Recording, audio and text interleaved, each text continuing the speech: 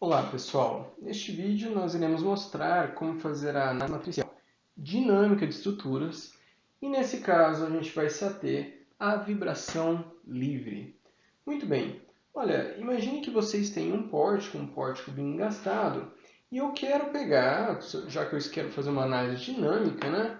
Eu tenho que imaginar o seguinte, que eu posso ter aqui um carregamento que varia com o tempo. Então, um carregamento P de T. Ou seja, se eu pegasse e plotasse aqui a minha variável tempo em x, o meu P fica em função do tempo, então ele varia. Então, isso aqui pode ser um vento, a intensidade do vento, pode ser um terremoto, pode ser qualquer variável que seja dinâmica, né? Então, o que acontece? Isso vai depender muito de qual é a massa que eu tenho. E, geralmente a gente pega e faz o símbolo de uma bola, onde eu concentro toda a massa em um ponto. Claro que para nós, engenheiros de estruturas, é interessante notar que essa massa aqui, ela, é, ela vai assumir um ponto, uma vez que você tem a laje, que está com grande parte do carregamento, e eu poderia até discretizar esses pilares com várias massas, mas é desnecessário, já que a massa aqui no pavimento geralmente é muito maior do que a massa dos seus pilares. Outra coisa que pode acontecer é o seguinte, é que esse meu pórtico eu posso ter um sistema de amortecimento. Então, da mesma forma que você tem lá no seu carro, você pode ter um sistema de amortecimento. Geralmente a gente faz eles chamam de dashpot, que é o seguinte, é como se fosse um pote cheio de óleo e uma barra que vai e volta, né? Então a ideia é que na verdade você dissipa ali parte da energia nesse teu dashpot, né? Isso daqui é como você amortece o teu movimento. Na mesma coisa lá no amortecedor do teu carro, você tem a mola, mas também tem uma série de fluidos que são conectados por vasos que dissipa parte daquela energia do impacto que está acontecendo. Muito bem, uma vez que você colocou este teu carregamento, essa tua estrutura ela vai deformar, igual a gente via lá em métodos de deslocamentos, em análise matricial. Essa massa ela vai mover, mas o que é que vai acontecer é que este teu movimento, vamos chamar aqui de U de T, então, um movimento aqui horizontal, ele está vinculado a qual que foi o carregamento e qual que é a tua estrutura, qual que é a massa, qual que é essa parte do amortecimento. Eu posso pegar e fazer aqui ao lado um sistema equivalente, só para facilitar um pouco a visão do que está acontecendo. Então imagine que aqui eu tenho uma rigidez e aqui eu tenho uma rigidez, essas duas colunas, e a rigidez oferecida a esse movimento. Eu vou dividir por 2 aqui e por 2 aqui, depois vai ficar muito mais claro. É que eu quero imaginar tudo em um sistema só. Então, ó, isso aqui é equivalente ao seguinte. Isso daqui é equivalente a ter um sistema, estou pegando só a parte de cima aqui, vou fazer um corte, em que eu tenho o meu P de T. Eu tenho aqui, eu vou chamar de Fs de T, e aqui também uma força que restringe esse movimento, que eu vou chamar de Fs de T. Na verdade, eu estou seguindo um livro em que uma literatura inglesa, então eles usam S de static. Então isso aqui, se fosse uma análise estática, eu teria essas restrições a esse movimento. Então, já que eu dividi por 2 aqui, eu vou dividir por 2 aqui também. Tá? E aqui ó, eu vou ter também uma força, vou chamar de D. Isso aqui é uma força de amortecimento. D aqui é de damping. E também vou ter aqui em cima, na minha massa, né? Essa massa ela não quer sair daquela posição de repouso, portanto tem também uma força inercial, então vamos chamar de F de I, que varia ao longo do tempo. Bom, então, ó, força estática, força de amortecimento, força inicial, e essa daqui é a solicitação externa. Você vai ver em muitos livros, eles preferem, ao invés de mostrar assim como um pórtico, eles preferem pegar e mostrar dessa forma aqui. Eles pegam e fazem aqui como se você tivesse uma parede, tivesse o solo, e daí você tivesse aqui um veículo. E esse veículo tem uma massa M, e ele está ligado aqui à parede por uma mola, e também tem aqui um sistema de amortecimento que liga ao carrinho. Então o que acontece? Colocou o teu P de T, vai aparecer aqui na mola uma força de uma análise estática, vai aparecer aqui a força de um movimento de amortecimento, uma restrição de amortecimento, e a tua massa vai ter uma força inicial. Isso aqui é uma outra forma de mostrar, mas sinceridade eu prefiro, ensinando estruturas, eu prefiro dessa forma como eu mostro aqui em cima. Então, ó, o princípio, existe um princípio que chama-se princípio de D'Alembert. Então, nesse princípio, o que acontece é o seguinte: assume-se que em qualquer tempo t, este sistema dinâmico está em equilíbrio. Então veja que até então o que a gente fazia era pegar e fazer equilíbrio de um sistema em repouso. E não, agora eu estou fazendo equilíbrio dinâmico. Tá? Então o que acontece? Ó, eu tenho Fs de t, por isso que eu dividi por 2, porque agora o que eu vou fazer? Eu vou simplesmente colocar aqui ó, Fs de t. Daí eu tenho mais a parcela do amortecimento, Fd em t. Tenho mais a parcela inercial, Fi de t. E por fim, isso daqui é igual à ação externa, P de t. Então, este daqui é a equação de D'Alembert para um equilíbrio dinâmico.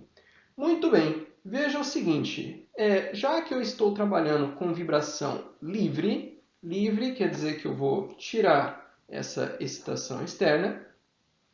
E a outra coisa, eu também, para facilitar um pouco essa primeira apresentação, eu vou tirar essa parcela aqui de amortecimento. Então, eu vou ficar só com a parcela de restrição estática e de força inercial. Isso que é este análise de vibração livre sem amortecimento. O que é a parte estática? A parte estática nada mais é do que a rigidez encontrada nesse movimento vezes o próprio deslocamento. Então, o próprio deslocamento, já que o deslocamento varia de acordo com o t, vou deixar aqui o de t. Mas, essa parcela saiu, a parte inicial. Inercial é a massa vezes a aceleração. A aceleração é a derivada segunda da função deslocamento. Isso daqui igual a zero. Essa daqui que é a equação que eu vou estar trabalhando neste vídeo, tá? Então, veja bem, primeira coisa, essa daqui é uma equação diferencial de segunda ordem. Então, eu estou fazendo uma diferenciação, uma derivada aqui ó, de segunda ordem, e ela é linear e homogênea. Linear e homogênea. Veja que tem um zero aqui, né? Bom, isso daqui isso daqui para quem fez cálculo bem feito, sabe que isso daqui tem uma solução genérica. E essa solução genérica para essa função é uma função u de t. O que vai acontecer? Ela vai ter a solução genérica, que é e elevado a at.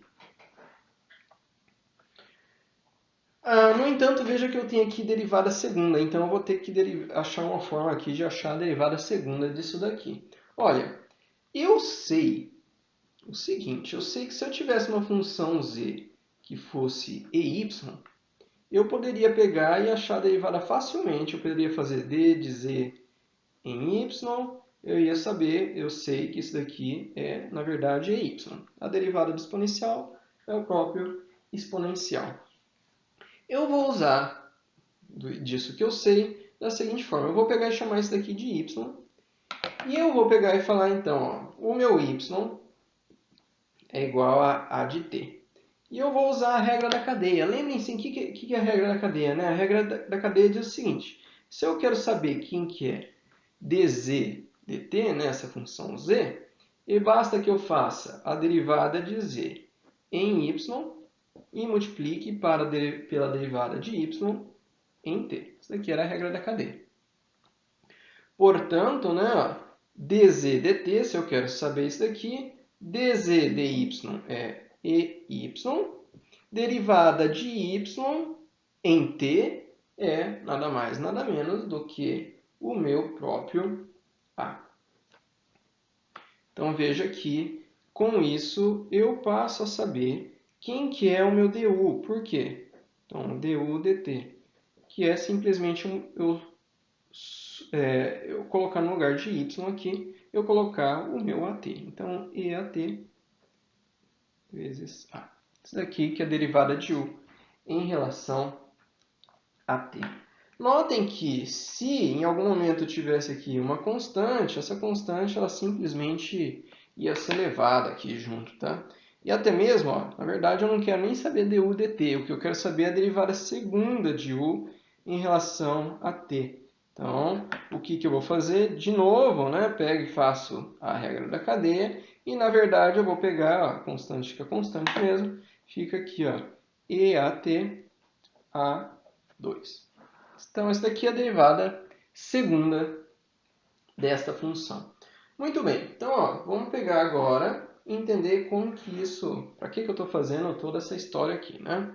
Então, voltando aqui para cima, ó, o que acontece? Aqui na minha função, eu tenho k vezes u de t. Bom, u de t eu coloquei aqui para vocês, que ia ser c EAT. CEAT. E daí depois eu tenho aqui mais a massa vezes a aceleração, que na verdade é a derivada segunda da função deslocamento, que é c EAT, que eu acabei de calcular, e a quadrado. Então isso daqui é zero.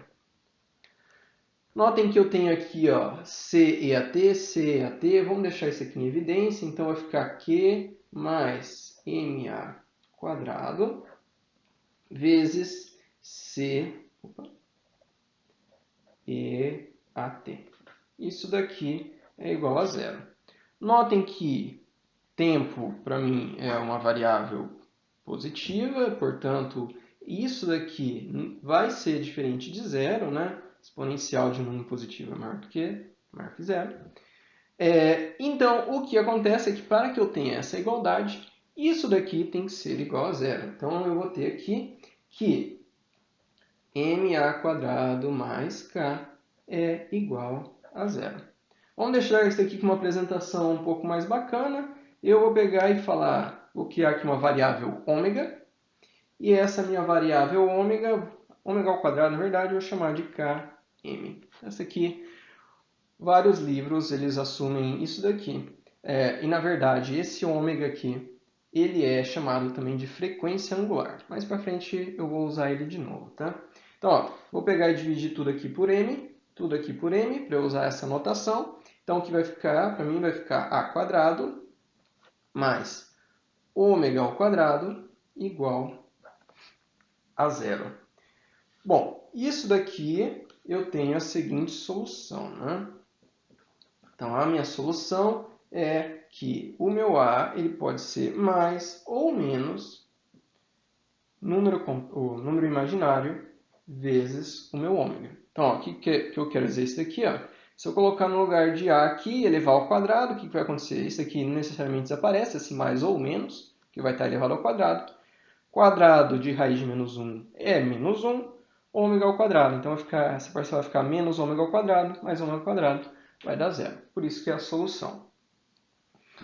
Bom, o que acontece? Então, quer dizer que a hora que eu pego e volto aqui para cima, né?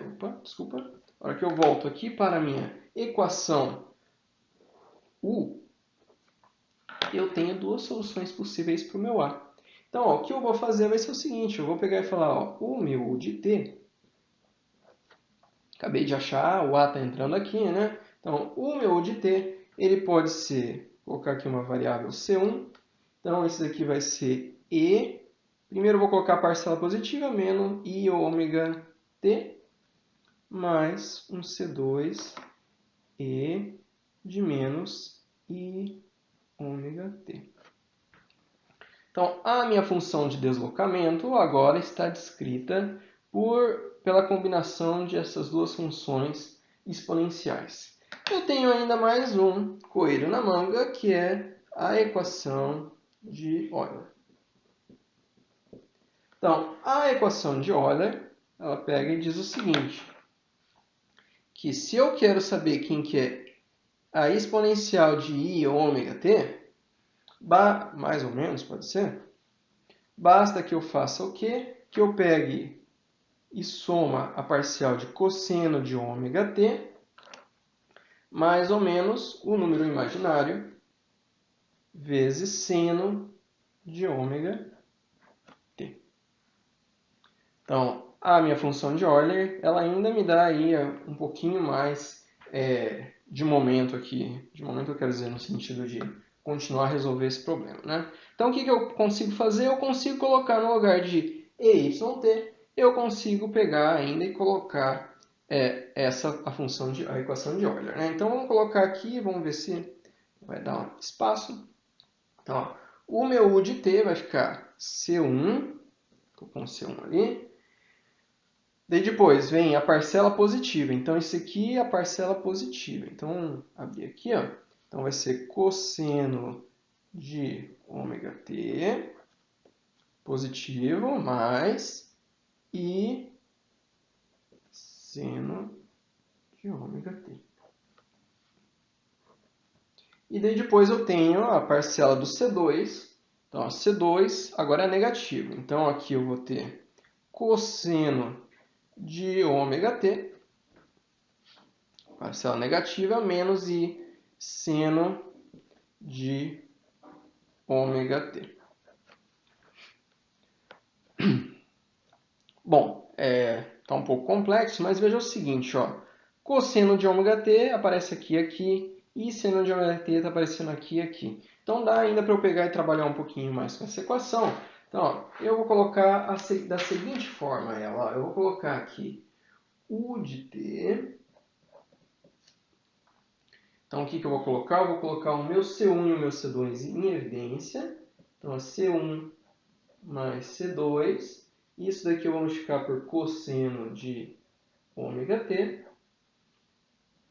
mais I, que multiplica C1, aqui menos C2 de seno de ômega t. Ó, a única coisa que eu fiz é, desta equação aqui, eu peguei C1 mais C2, multiplica por cosseno de ômega t. Daí aqui, ó, eu tenho o meu número imaginário, seno de ômega p aparece em 2, só que é C1 menos C2, porque eu tenho negativo aqui. Tá? Então é isso que eu simplesmente passei para lá. Muito bem. Tem uma questão bem detalhada, bem cuidadosa aqui, ó, que é o seguinte. C1 e C2, se vocês olharem na derivação, na verdade eles são números complexos.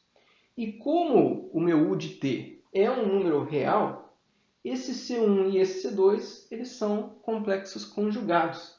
Então, eu posso pegar e fazer o seguinte, eu posso chamar isso aqui uma variável A, e tudo isso aqui, incluindo o meu número imaginário, de uma variável B.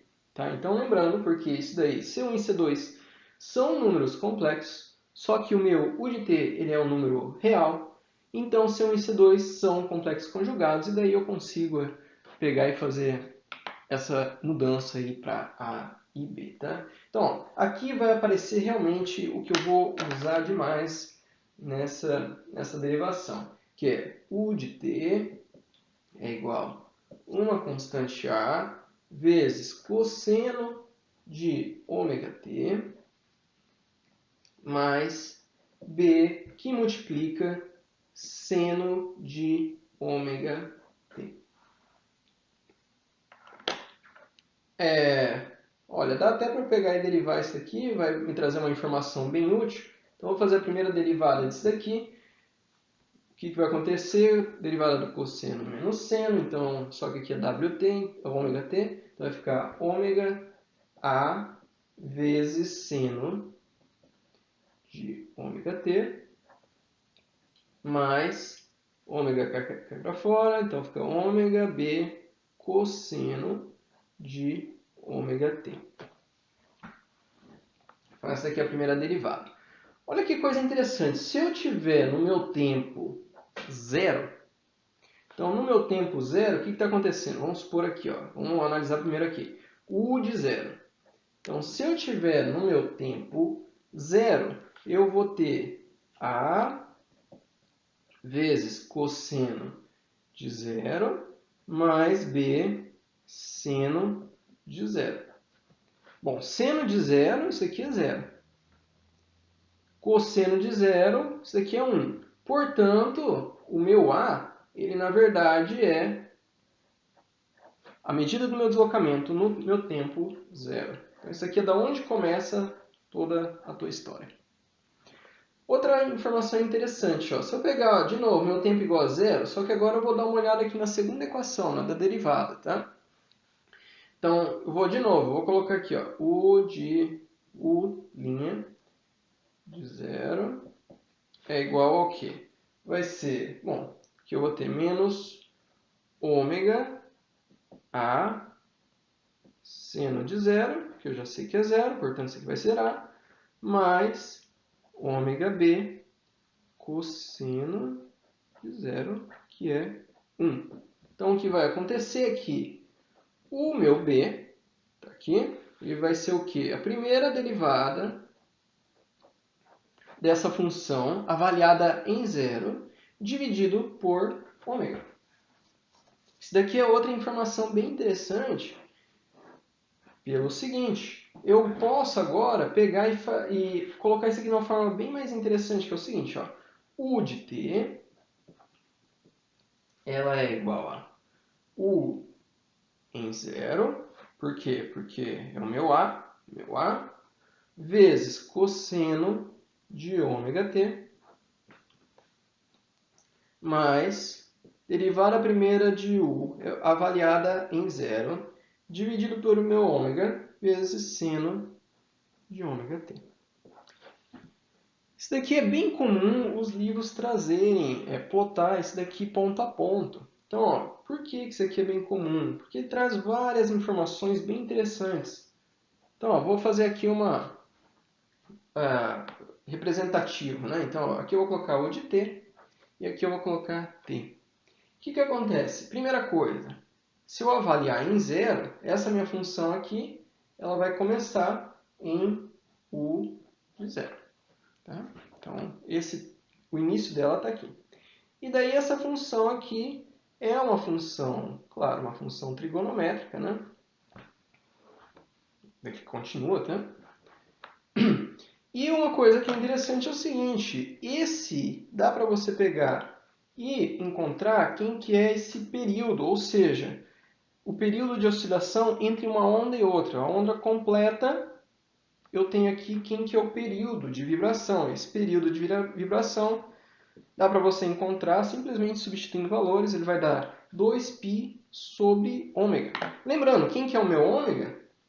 O meu ômega, ele é, ômega ao quadrado é km, ou seja, ômega é igual a raiz de k sobre m. Isso daqui é chamado de frequência angular. Veja que é interessante, que importante que é encontrar a tua frequência angular, porque o período de vibração da tua estrutura depende diretamente da frequência angular, que é o quê? A relação entre a rigidez e a massa. Outra coisa, né? Se eu quero saber quem que é frequência, você sabe, frequência é o inverso do período. Por que é interessante encontrar quem que é o período ou a frequência de vibração de uma estrutura? Isso aqui eu acho um comentário bem interessante. Seguinte, ó, por exemplo, né, eu encontrei um exercício resolvido, porque assim, quando você pega e faz um movimento forçado, fica bem complexo aqui ficar fazendo todas as derivações. Mas vamos partir aqui do princípio que eu já tenho a resposta para vocês entenderem a importância de descobrir quem que é o período de vibração. Ó, então, aqui eu tenho um bloco de massa M, rigidez K, e daí lá no exemplo a pessoa falou, eu vou colocar aqui uma força de estação, que vai ser um F qualquer, vezes cosseno, e dele deu uma frequência aqui, um ômega F, vezes o tempo. Então é simplesmente uma força que varia de acordo com uma função cosseno, tá? Então veja, o teu vento, o teu terremoto são outras funções. Mas imaginem que eu tenho aí uma função cosseno que está excitando a minha estrutura, tá? Então a solução que tem lá no exercício é simplesmente o seguinte: ele pegou e montou o problema, então era massa vezes aceleração, a rigidez que ele encontrou vezes a função de deslocamento. Só que aqui, em vez de o PT zerar, né, ele colocou aqui o F cosseno de ômega F vezes T. E após todo o problema, o que ele falou? Ele falou, ó, tá aqui a minha função de U. Então, toda a ideia do problema era descobrir quem que era a função de deslocamento. E eu vou colocar aqui direto já qualquer resposta. E eu vou chamar atenção para o que eu acho importante. Tá? Então, ó, era uma constante A, vezes cosseno de ômega vezes T, mais um φ qualquer, um ângulo qualquer, mais F cosseno de ômega ft. Na verdade, essa parcela aqui ela apareceu aqui, dividido por ômega ao quadrado menos ômega f ao quadrado. Então, ó, aqui está aparecendo a minha frequência angular. Então, essa aqui é a frequência angular da estrutura. Então, isso aqui vem da minha estrutura. Isso daqui vem do meu carregamento. Você pode chamar também de excitação da tua estrutura. O que acontece? À medida que ômega quadrado, ou seja, a frequência angular da tua estrutura, fica muito próxima da frequência do seu carregamento, essa parcela aqui, o denominador, ele tende a zero. Então, uma vez que o teu denominador ele tende a zero, então esse aqui está de baixo, vou pegar um número qualquer, dividir por um número muito pequeno, vai fazer com que o meu deslocamento tenda ao infinito. Então, uma estrutura com um deslocamento tendendo ao infinito, ela tem uma chance muito alta de ir para o chão. Né? Então, isso daqui mostra para você por que a gente está sempre procurando quem que é a frequência angular da tua estrutura ou o período de vibração da sua estrutura. Porque eu quero saber se ela coincide com a tua excitação. Essa é uma informação muito importante. Uma vez que ela coincidir, você pode levar a tua estrutura ao colapso. Vamos trabalhar um pouco mais com essa equação aqui. Já fiz aqui a apresentação gráfica, mas agora vamos trabalhar um pouquinho mais com ela, a partir desse momento aqui, tá? Então, eu vou copiar ela aqui. Eu tenho U de t é igual a cosseno de ômega t mais b vezes seno de ômega t.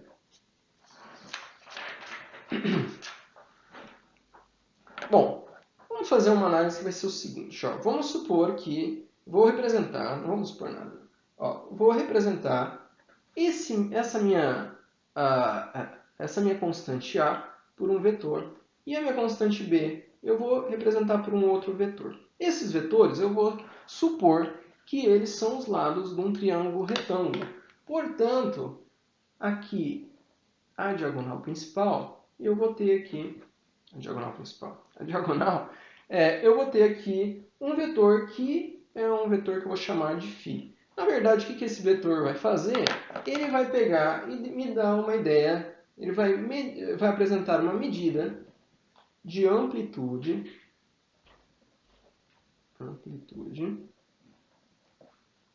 dos vetores. Então, se A e B for muito grande, φ é muito grande e assim por diante. E a outra variável que eu vou colocar, ó, aqui eu vou colocar um θ. De tal forma que, se eu quero saber quem que é A, basta que eu pegue φ e multiplique por cosseno de θ. Se eu quero saber quem que é B, basta que eu pegue φ e multiplique por seno de θ. Muito bem. Então, o que eu posso fazer? Eu posso pegar e substituir isso daqui aqui. Então, U de t Se eu quero saber A, é φ cosseno θ. Vamos já colocar isso aqui, ó, porque vai aparecer o φ em ambos, né? Então, eu vou colocar para fora, não vou me preocupar com ele, tá? Então, a φ, então vai ficar cosseno de θ vezes cosseno de ômega t, mais seno de θ, então agora estou substituindo o b, vezes seno de ômega t. Olha, na verdade isso daqui é uma identidade trigonométrica, né? E essa identidade trigonométrica, dá para você olhar em formulários, aí tem atrás de uma infinidade de livro de cálculo, ou até mesmo na internet, né? O que acontece? Isso daqui pode ser substituído simplesmente por φ, continua φ, mas essa identidade trigonométrica eu posso pegar e calcular simplesmente cosseno de ômega t menos θ. Então veja que aqui eu tinha duas constantes, essa A e B. Agora eu troquei, na verdade, A e B por φ e θ. A verdade é essa, eu fiz uma transformação aí em que eu fiquei dependendo de novo de duas. Mas agora vai ter uma apresentação interessante aqui a partir desse momento. Então, ó, se eu pegar e derivar isso aqui duas vezes, então coloca lá no Wolfram Matemática, ou simplesmente faz na mão. Então, isso daqui vai dar menos ômega ao quadrado, φ, cosseno disso daqui, cosseno de ômega t, menos θ. Portanto, veja que é essa parcela aqui? Bom, essa parcela, na verdade, é o que está aqui em cima, né?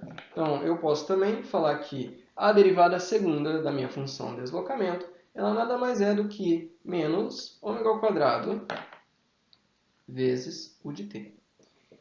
Sabe por que isso é legal? Porque por causa do seguinte, né? Quando a gente fez o princípio de D'Alembert, a gente pegou e chegou na seguinte relação, que eu tinha Ku mais m de u derivado duas vezes igual a zero. Veja o que acontece. Eu vou conseguir pegar e colocar o meu u, e eu vou colocar também a segunda derivada de meu u, e ele vai ficar em função do próprio u. Então, isso aqui é bem interessante ter essa formulação. Então, o que eu vou ter aqui? Eu vou ter k, no lugar de u, vou ter φ cosseno de ômega t menos θ,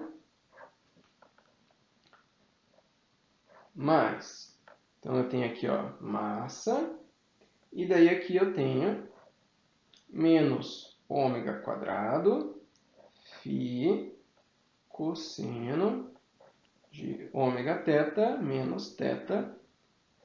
Isso daqui é igual a zero. Bom, vamos pegar, ó, dividir todo mundo por cosseno de ômega t menos θ. Então, cosseno de ômega t menos θ. Claro, zero não preciso colocar ali. Isso aqui simplesmente vai dar aqui, vai ficar kφ menos ômega ao quadrado mφ igual a zero. Bom, dá para colocar o φ em evidência, então eu vou ficar com k menos ômega ao quadrado vezes φ é igual a zero. Opa. Ômega ao quadrado, m. Olha, é comum, em vez de usar o ômega ao quadrado, também tem a notação que você vai encontrar em muito lugar. Em vez de usar o ômega ao quadrado, ele coloca aqui um lambda, tá? Lambda m φ igual a zero. Bom, aqui eu tenho o seguinte problema. O meu φ ser igual a zero, então φ igual a zero, isso daqui é a solução trivial. Claro, eu tenho equilíbrio dinâmico se nada está acontecendo, né? Agora, a solução não trivial, que é o que nos interessa, é o seguinte. É quando o determinante, isso daqui é que nem a gente pegou e fez em análise de estabilidade, o determinante de k menos lambda m, esse daqui é igual a zero. Isso daqui que vai fazer vai me levar a um alto valor. O meu alto valor ele vai me levar a qual que é o período de vibração, a frequência de vibração, e também o meu alto vetor, que vai mostrar qual é a proporção do deslocamento entre as deslocabilidades previstas. Então eu vou ter uma resposta que vai ser alto valor e alto vetor. Outra coisa que é bem interessante notar é o seguinte: vejam que nessa apresentação que eu coloquei para vocês, eu fiz para um grau de liberdade só. Mas olha, não tem nada que não nos permita fazer este K sendo uma matriz de rigidez, igual a gente já tem feito nas aulas anteriores. E aqui, ó, M também vai ser uma matriz.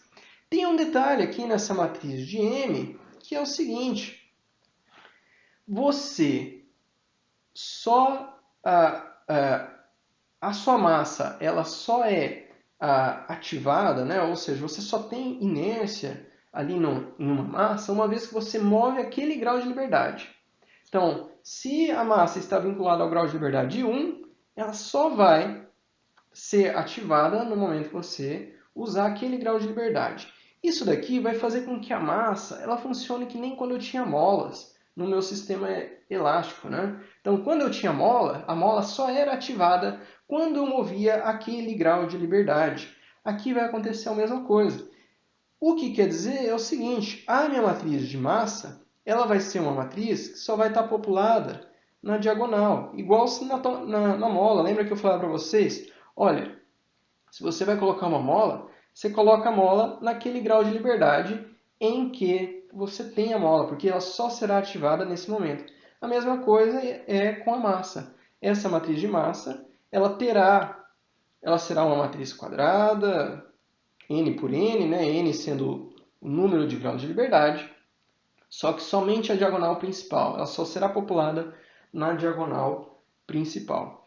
E nas próximas aulas agora a gente passa a utilizar essa formulação aqui que eu encontrei com vocês para resolver sistemas por análise matricial. Fazer a análise dinâmica, portanto a gente vai descobrir alto valor e alto vetor. Obrigado pela atenção.